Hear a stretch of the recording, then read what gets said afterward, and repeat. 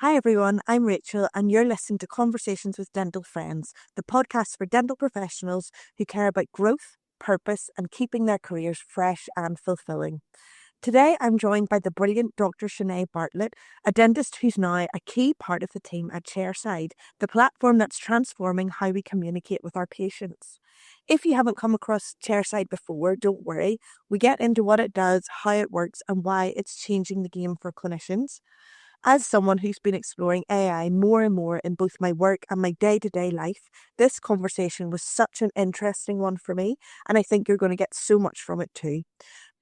Before we dive in, just a quick favour. If you're enjoying the podcast and you haven't already, please hit follow. Most of our listeners aren't following yet, and it genuinely helps us grow and reach more dental professionals who love these kinds of conversations. Plus, you'll get new episodes delivered straight to your phone every week. All right, let's get into it. Here's my chat with Shennae Bartlett on her dental career, the rise of AI, and everything in between.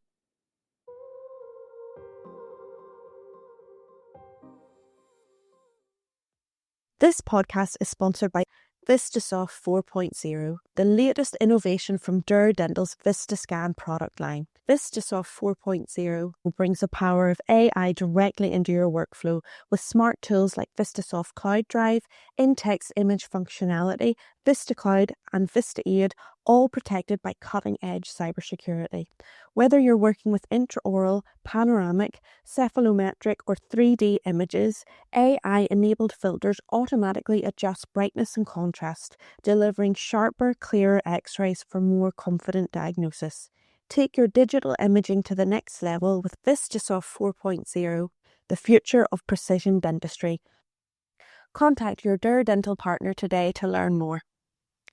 And of course, a huge congratulations to Oratal celebrating 60 incredible years this year. Happy birthday, Oratal. Here's to many more years of innovation and excellence. I truly couldn't imagine the dental industry without you. So happy birthday from Conversations with Dental Friends.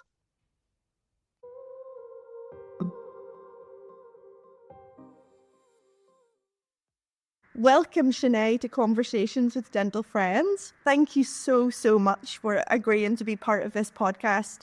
I am a thorn in Shennae's side because I contact her all the time and I always come away with like lists of things that I want to chat to Shennae about, and I'm sure you guys might want to chat to Shennae about things after this chat is over. But Shennae, I appreciate you coming on, especially on a Monday evening. Thank you so much. Oh no, thank you so much for having me. And yeah, I'm very happy and excited to be here. Yeah. So we'll jump right in. Shennae, let's rewind a little though. How did you first get into dentistry and what has your career journey looked like so far? Were there any standout moments that helped sort of shape the direction that you've ended up taking? So I guess I always kind of thought in my last few years of school that I was keen on doing something within healthcare, and I really enjoyed science at school and I felt like I was somewhat creative. So I spoke with some of my parents' friends that were dentists and did the first year health sciences course in Dunedin in New Zealand and got a certificate. So spend the next 5 years, studying dentistry, and then on graduating in New Zealand, you have the option of going into private practice or you can work in one of the hospitals in the public sector. So I was lucky. Oh, nice. It's nice that you but it is a good choice. Yeah, it's different to like I know you have foundation planning here and there's just one, but in New Zealand it is either kind of, you go straight into private practice or you can apply for these hospital roles. So was lucky to get a dental plastic surgeon position at Wellington Hospital in New Zealand, and we're there for the next 2 years. I guess that was quite eye-opening, your first job, and then also working in a hospital setting. You just realise basically how big of an issue all healthcare problems are really. In the UK, the hospital I worked at, we had hundreds of kids on the GA waitlist waiting for treatment, and it's such a preventable disease, so that was quite, eye-opening to see. And then after I worked at hospital, I moved into private practice for the following next 3 years, and during that time I also did a public health diploma. Wow. To work with a group looking at research in terms of trying to improve healthcare for dependent older people and aged care at residential facilities. Love that. So that was like, I guess, working with two quite like vulnerable groups on either side of the ages, like from younger to that similar themes that arose was it's just a lack of knowledge and education amongst these aged care homes in terms of how to care for these older people's teeth, and then simultaneously like talking to parents and just the lack of knowledge around how like feeding and milk and formula can contribute to dental decay. So then I moved over to London and the opportunity came out with Chairside. And it was really wow, and they're really a platform. I'm sure we'll talk about them more, using technology to impact health outcomes on the above spectrum for education.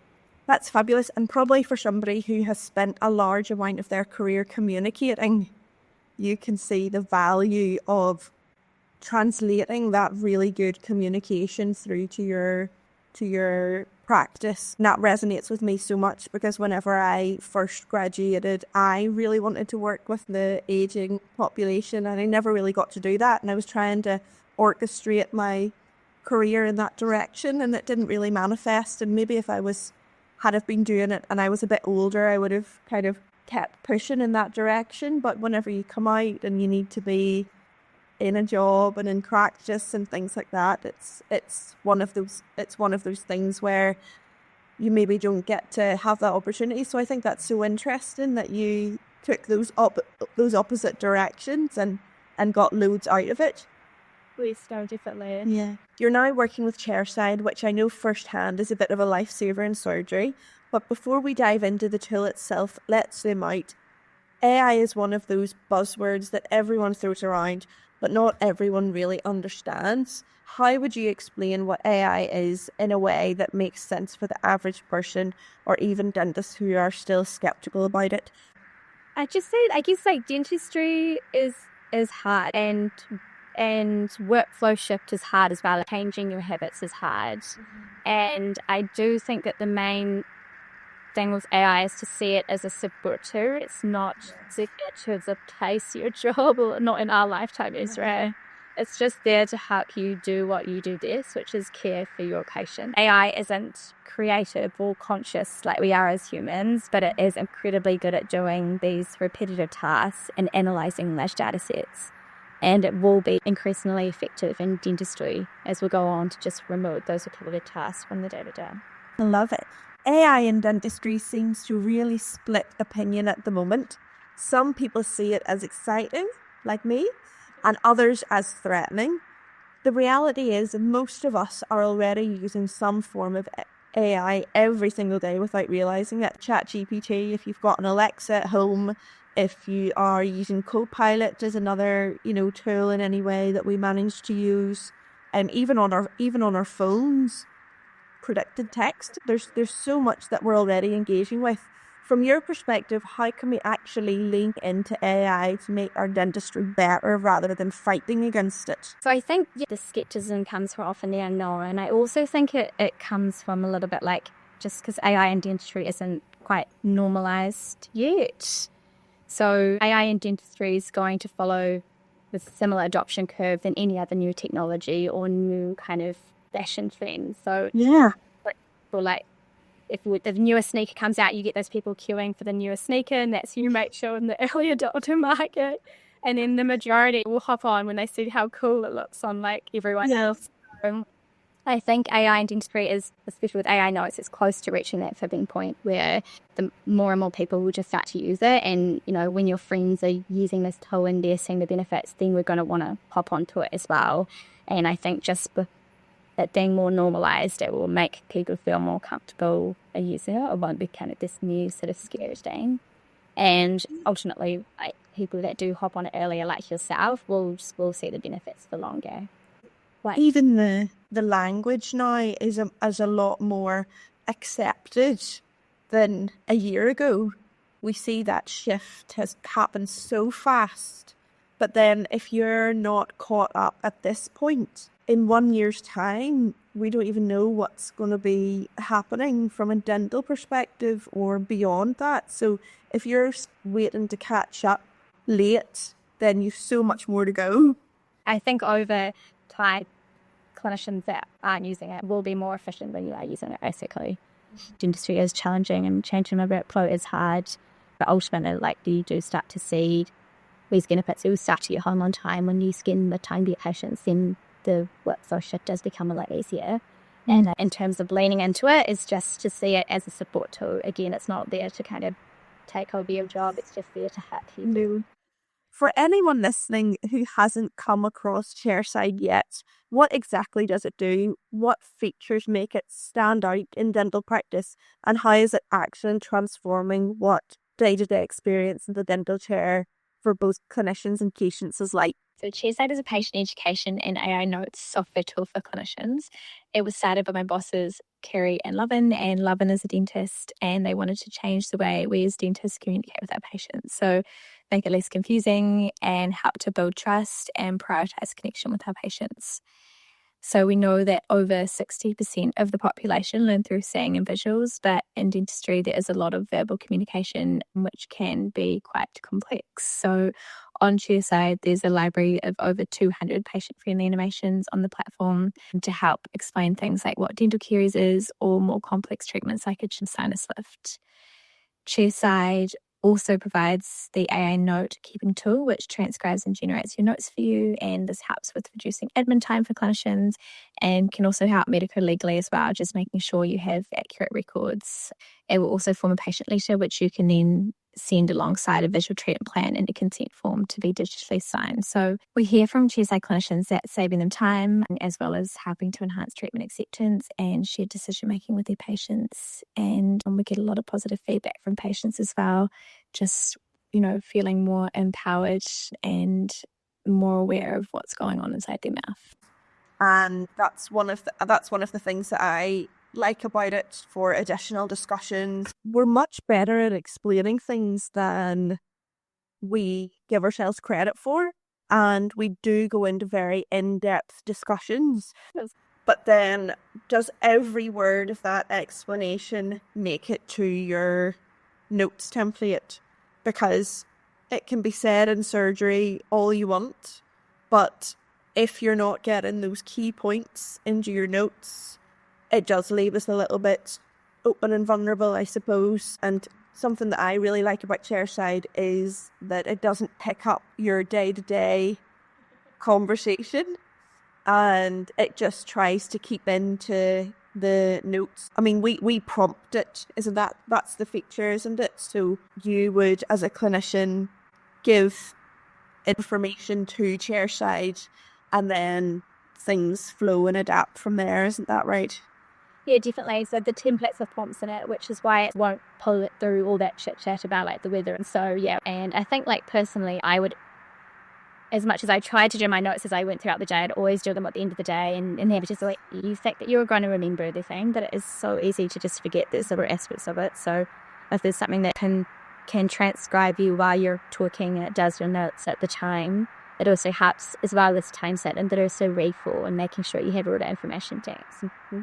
And especially now with some tools like Dentally, where you do have a 24-hour window, we've got to get everything in that 24-hour window. And as a person who has a young family, I can't stay until 7:30, 8 o'clock. There have been occasions whenever I've woke up at 5:30, logged back in, started recording notes again, and I feel Chairside helps take that off my plate, which is really helpful. Yeah, that's so nice. I talk to so many clinicians and they're staying like 2 or 3 hours after work doing their notes, and it's just you should be able to spending that time with your patients, or also like you said, just getting from one time and enjoying your life outside of work as well. Exactly.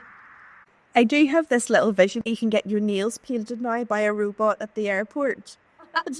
I do have this little vision sometimes of putting your head under one of those things and getting some composite bonding or something like that. Maybe we'll talk about that next year.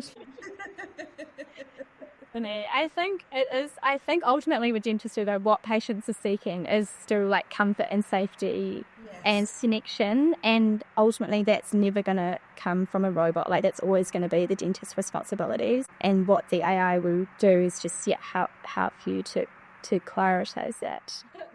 I love the thought of a little robot.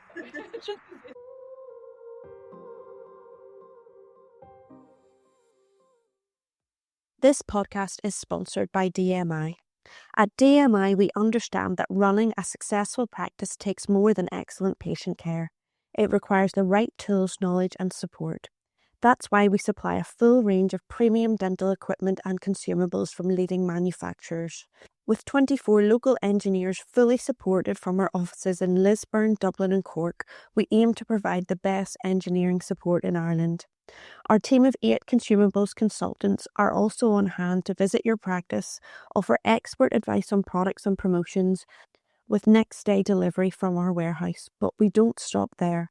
By partnering with leading manufacturers, we provide continuous training, technical expertise, and tailored solutions to help your practice stay at the forefront of dentistry. Whether you're upgrading your surgery, investing in digital dentistry, or simply ensuring smooth day-to-day operations, we're here to help you work smarter, deliver better patient outcomes, and grow your practice. With DMI, you don't just get a supplier, you get a trusted partner dedicated to your success.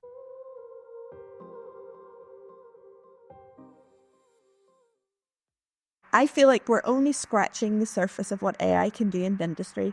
Sure, it probably won't replace us physically as clinicians, but what other areas do you think will start seeing AI playing a bigger role over the next few years? Cool. I guess it's interesting to think even over the course of my relatively short career, but when I was at teacher school, I was writing notes on paper files and we were having to find the right file for the patient. And I really remember my third year pos patient, and I must have had to do about 10 different alginate impressions on her until I got one that was accurate enough. And now these days, obviously, AI and using scanners that are a lot more efficient and accurate. And in terms of like specifically, probably that's going to help with clinical decision and support. Yeah, and like radiographs and things. Yeah, and definitely. And also, you know how Netflix will recommend you TV shows based on you're watching, like people like similar to you have watched, like mine's all trip geekfoots really, but I think similar, like if you were to scan the teeth, it would recommend treatment options based on what other patients are experiencing. Oh, that's cool. Yeah. So there'd just be lots of inputs of patient data, which we then had to use this. So I suppose if it was like a rehabilitation case on somebody with bruxism, it would nearly learn from the not failures, but it would learn from challenges, because that is quite a challenging patient. It would learn from those challenges and maybe in terms of occlusion pattern or right materials for the job and things like that. So you're getting the right results the first time, I guess, which is really interesting. And you know what? That saves a lot of dead space, I suppose, whenever you are bringing patients back for reviews or those little in-between appointments that seem quite short but add up to a lot of diary time over time. If you can eliminate those, then everybody's a lot happier clinician-wise, but also patients are happier because they don't have as long to wait to come, which is such a bone of contention, the amount of time it's taking with waiting lists and things like that. And then I think also for like prevention and triaging, and we've got a lot of issues with access to dental care. You refer a wider network of early detection without a dentist being present. So we're talking about if you could scan the teeth and see if someone is high risk ot, then that would just improve kind of access to care. Other areas in terms of in the clinic, I know we joked about like little robots.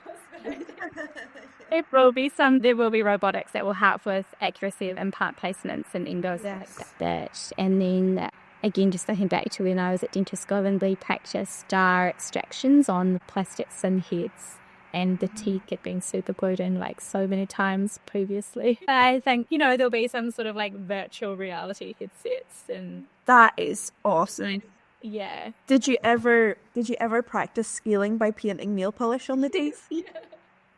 Yeah. I felt like I was in prison. So we'd spend like 3 hours scaling the teeth, and then at the end of the session they'd say, okay, just repaint the nail polish on the teeth.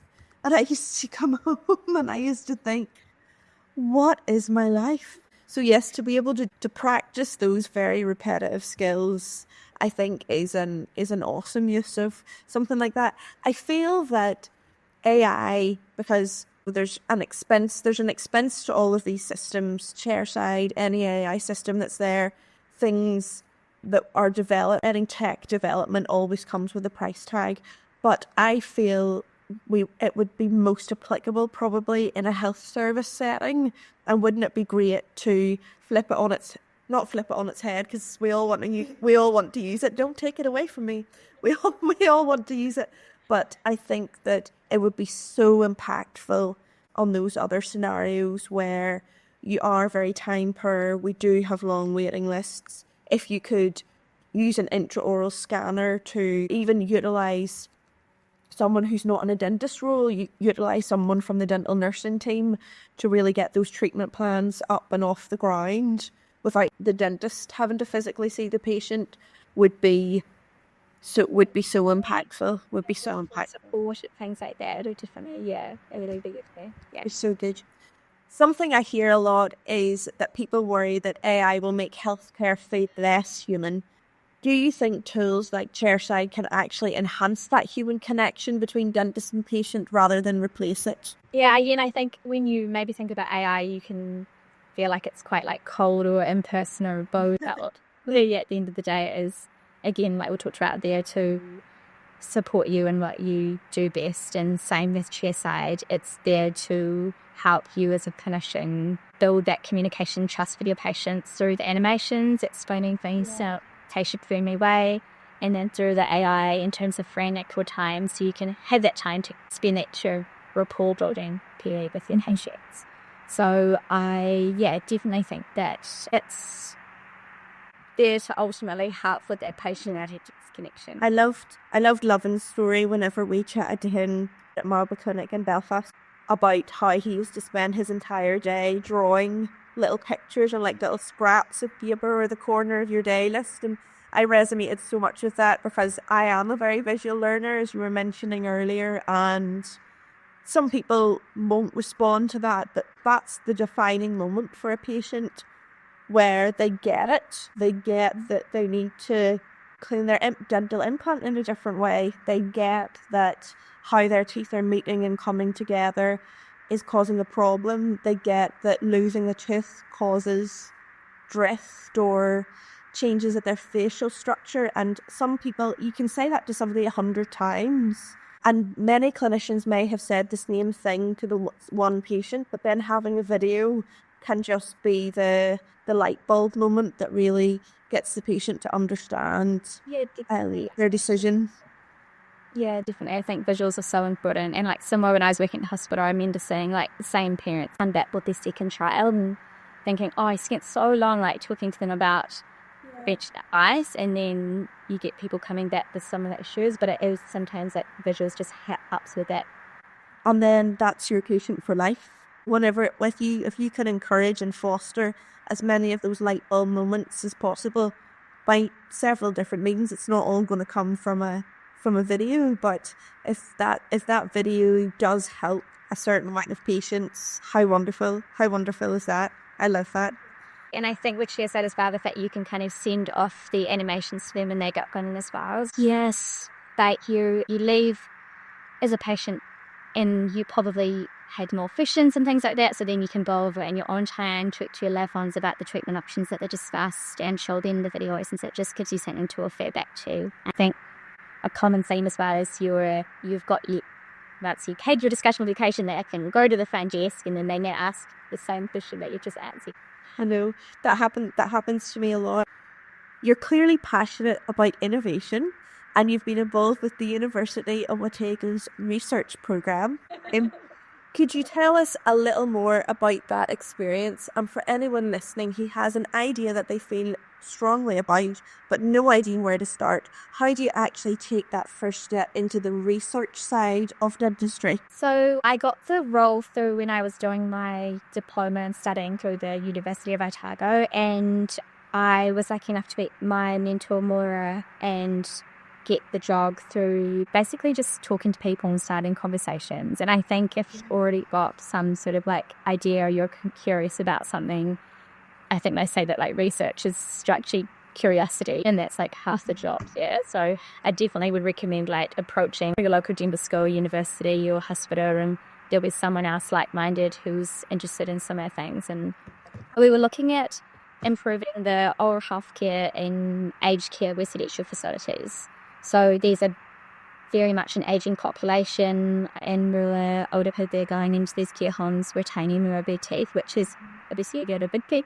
It's great, but it does mean that puts more pressure on the care staff there to help with supporting these old people.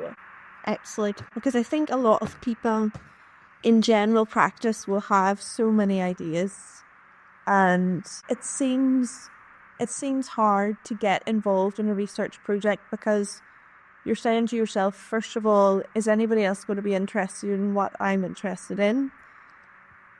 Am I giving up a salary to do this, or will I be paid to do it? How long is this going to take? Do I receive a qualification at the end? All of these questions. So I suppose the first step is just finding a university hospital or somewhere that can support you through that research process. And was there a team of you working together on that? Yes, there was a team of us. Yeah, there was a team of about 5 to 6 of us, working on that project together. And I definitely think the first point is just asking and starting conversations and reaching out. I guess you can sort of compare it to like with Kerry and Love and starting Chairside as well. I had this question of this issue in terms of why can't we as clinicians explain complex treatments in 30 seconds rather than 30 minutes through visuals, and then they've now like created this technology that can do it as well. So I think ultimately like being curious and is going to really change the status quo and to just go for it and ask people. And network, I guess, and going to events because, or of course, if you're interested in something, you are more likely to be going to CPD on the topic. But whenever you're, say if you were interested in dentures and you go to something about dentures, it's highly likely you'll find someone who is as equally passionate about them and would like to look at something exactly as you're saying, quality of life with someone who has a full denture versus a partial denture, or implants versus a full denture, or I find that very interesting. I'm going on the tangent here, but I do find it very interesting whenever we think about implants. I've worked with implants for a very long time, I'm very passionate about implants, but the care that is required to keep an implant going by the patient at home is massive. And then whenever you do consider an ageing population of somebody with an implant bar that's going into a care home, and care home staff are obviously extremely time poor as well. And how are we educating? Does that come down to the patient to educate the care staff on how you do it? Does the care staff do their own research? Does a team of people come in, which it would be something that I would be interested in doing? Does the team come in and give that information to the staff? I do believe that workforce support is necessary for culture calls in these care homes, and more funding comes out there as well as multifactorial in terms of what's need to be done. But it is, you're exactly right. Like, it's great that people are retaining their teeth for long, then we can do implants, and you just need to provide that follow-up care. Exactly. At one point, Shennae, you made the call to move away from traditional clinical dentistry, which is a huge decision, and I know a lot of people debate this. What was going through your mind at that time, and how did you get to that place of saying, this traditional path just isn't for me anymore? Yeah, I definitely think when you say it's like a huge decision, because it does feel like dentistry is like part of your identity. It's like tuition, and you study for 5 years to sort of practice what I thought was quite like a niche sort of skill set. So there was a bit of a period where I was like, feeling a little bit like, my friends were kind of wanting to learn more into clinical dentistry. They were doing more courses, and I just sort of felt I wasn't interested in taking out those courses, and I was really interested in the corporate hand side of things. So I did end up, when I was working in private, just dropping down my days and picking up the public health to call me. And from there, it just felt like it was kind of the right decision for me. I do think that even though at the time it felt like such a big decision, I think it's just Jeff Bezos that talks about there's like one-way door decisions and two-way door decisions. One-way door decisions that you can't, you go through that door, you can't over it. But it's a career change change-ins are always going to be too low dual incisions. Especially with dentistry, we've always got absolutely. So you can try something else that you can come back to it if you don't want to. So I think if I was to offer advice and that's people feeling like similar, like you're still passionate about healthcare, but you may want to sort of try something else, then just give it a go, because you can always come back to clinical if you need to. If you're out for 10 years, it might become slightly more challenging, but initially at the start, Do some shadow days, maybe. Practice with your virtual headset. That'll be available next year. Yeah. I love that. I love that two-door analogy, because we do get so caught up. I mean, if you think whenever, if you go down a traditional pathway in dentistry, I mean, my pathway wasn't overly traditional because I'm a dental therapist and I already did a degree, and then I was the best barista going, and then I went back to university and I am now working in dentistry. But for a traditional dentist pathway, you're coming out at 23, and that's a lot to have figured out at 23 versus maybe making a decision in your when you're 30, when you're 40, when you're 50, when you're 60 to do something completely different. And who says it has to be a stop button, exactly as you say? It can be a pause, and you can pick things up again, and it never really leaves you. And also there are so many skills that we learn from dentistry that aren't clinical, and there are a lot of transferable skills that maybe we don't realise until we're doing something else and we think, oh, I'm so glad that I did that because my time management is better, or my critical thinking is better, or my multitasking's better, or my communication skills are better, my empathy's better. All of these things can come from a bedrock of a good, solid dental foundation, which I think is great. Yeah, no, definitely. I think that was one thing you can sort of think it's such a niche skill set, but you have so many more transferable skills through dentistry, and there are so many options out there. So definitely, mate. And finally, what's next for you, Shennae? Where do you see your career going, and what do you hope to create or change in the industry in the next year? I think the industry and like chairside and my role are changing so quickly at the moment. I definitely feel like I'm living kind of in the day to day, but just keen to helping clinicians adopt this new technology and hopping onto AI and dentistry, and just helping where I can to help improve the technology to ultimately help with back complications and improve the quality of life for clinicians as well. So really just taking each day as it comes at the moment. I'm so excited to see where chairside's going to go. I'm so excited. I just thought it was the best, most brilliant idea, and I know that it's just going to be better and better for me the more templates I send in. I was on an implant course today, so I will be winging some more templates your way, Shennae, and thank you so much for, first of all, being such a brilliant help to me in getting my AI experience in dentistry off the ground, and for doing this podcast and just being awesome and giving us a really great insight to a different direction your career can go in dentistry, and you can still be passionate about dentistry even if you're not seeing a patient every day, and I love that. No, thank you so much for having me. It was so nice to chat with you. I always learn it.